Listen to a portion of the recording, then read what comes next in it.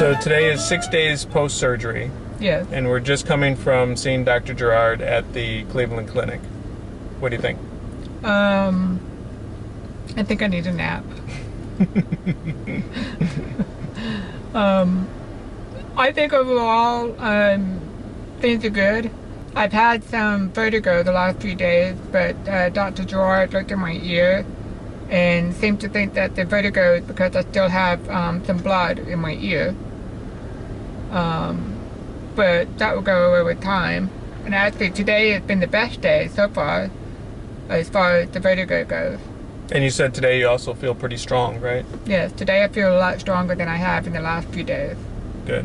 What did he say would help with the vertigo and the weakness or what have you post-surgery? Wine, lots of wine. He said nothing about wine.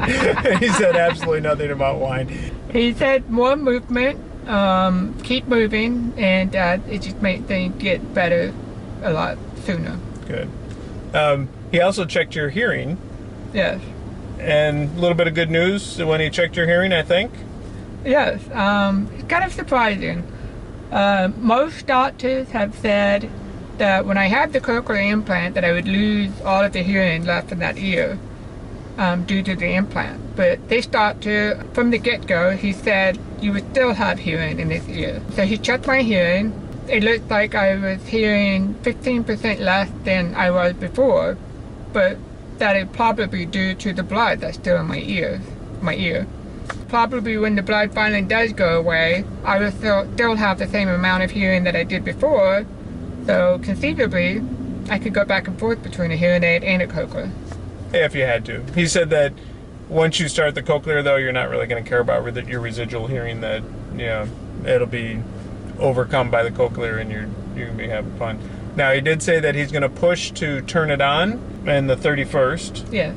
And then push the fitting guys to do another fitting almost within 2 weeks after you get it turned on. He said that's kind of a little bit quick for these guys, but he's going to push to make that happen. And so you'd have your initial turn on about the 31st. You'd have a fitting after 2 weeks, and then another fitting after another 2 weeks. And so that's all good news.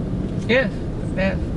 What do you say about the suture or the wound? Oh, he took a look at the wound and said it looks good. He is going to leave the super glue in place to help with the healing process a little bit more. But then I have to go back on the 16th of March, and he said he's going to take the glue off then. But the way he described it is he's just going to rip it off.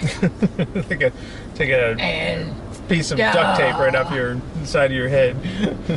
But by then it should be pretty well healed. And he said that he'd leave it there just so it was a nice pretty scar. It wasn't going to be a big one. It just sounds like somebody putting duct tape on your head and ripping it off and all the hair off along with it. Yeah. He checked for the vertigo. He moved your head around a little bit for the vertigo. So that now your head's throbbing a bit because of the being touched and moved and everything. Yes. Yeah. So my head is throbbing a little bit where the skin, where the incision was, is hurting. And actually from the hearing test, my ear is throbbing. But I think that'll go away in a little bit. He said that you'd have up and down, but it would continue to get better. What did he say about you'd feel a pain like it's something's poking in your ear? Oh, every now and then it will feel like I have a sharp stabbing pain in my ear, and I knew exactly what he was talking about. I do have a sharp stabbing pain in my ear every now and then. It was more consistent the last few days. Today is probably the first day where it wasn't so consistent with that sharp stabbing pain. I think it's definitely on the road to recovery. How would you characterize the past week as you've been healing? What has been the most? What have you felt the most? Besides the pain in my head? No, even including the pain. Is that what you remember the most about the week? Honestly, with the pain medication, keeping the pain somewhat at bay, the whole past week has been a bit of a fog. So you describe the past week as foggy then? Foggy. Foggy? Yeah. So not so bad. Not constant pain, not a horrible experience, just kind of a foggy thing to get through. Yeah. It's almost like having the flu and you're sick, but you don't really have a fever. Right. You say you've been tired? Very, very tired. In fact, I need a nap now. Yeah. Yeah, people have been asking me, they said, how's she doing? How's she doing? I said, well, about as well as can be expected after getting a hole drilled in your head. So what do you think about the past week? It has not been that bad. We got a lot of help from friends in the area as far as the dinners. That was a huge help from everybody. Kids have just been going to school as normal, so they haven't really realized too much what's been going on. They've been going right along. So, it's tough watching you being tired and being in pain, but it's getting better as you go across the week. So.